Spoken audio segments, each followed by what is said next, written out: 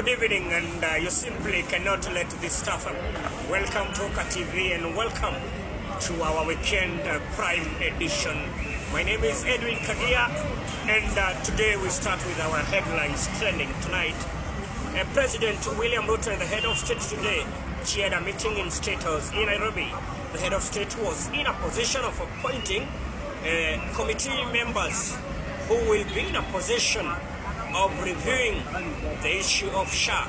The head of state cited out that a minimum of 2.5 million Kenyans who cannot be in a position of paying the health coverage, the government will be in a position of paying into them. The head of state cited out that leaders should ultimately come together. The head of state took time to say that his government is working tirelessly to make sure that service delivery happen in the nation. He also urged the people of Kenya to come together. The head of state spoke this where he chaired a meeting of more than 600 people who had been invited in State House in Nairobi.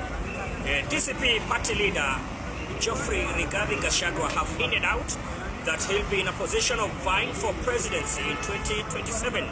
This just come after former deputy president hinted out that he'll be in a position of working with all leaders. Gachagua hinted out, saying that he believes that he's strong and he'll be in a position of outwitting the head of state, President Ruto.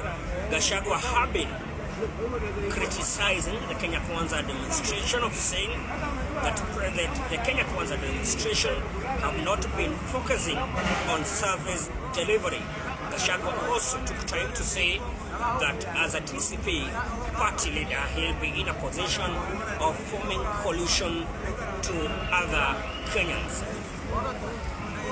Former president of Malawi and the current president of Malawi have been outwitted in a general election that was held this week.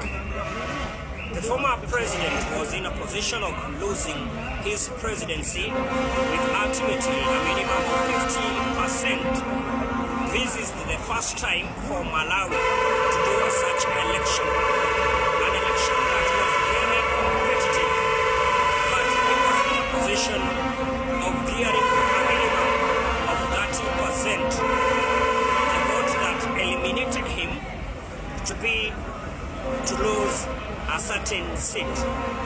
This is KAGIA. My name is Edwin KAGIA, and we'll be in a position of telling you how Kenya is going globally into the miles. And back into sports news, Manchester City today. Manchester City were in a position of hearing a victory against Napoli. Erling Haaland was in a position of scoring a goal that gave Manchester City to win a big game. Barcelona against Newcastle United, where former Manchester United player Marcus Rashford was in a position of scoring 2 goals that gave Barcelona a win.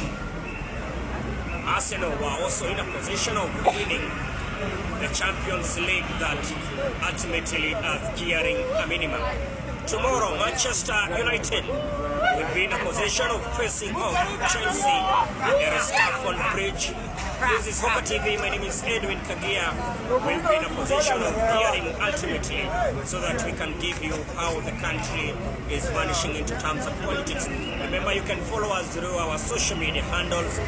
You can also subscribe to my YouTube channel. You can follow me at TikTok, Facebook, even Instagram. My name is Edwin KAGIA. Have a good night. My name is Edwin KAGIA. You can also be in a position of following to us so that we can be in a position of giving you the news as they are. Have a lovely night. My name is Edwin KAGIA. Thank you.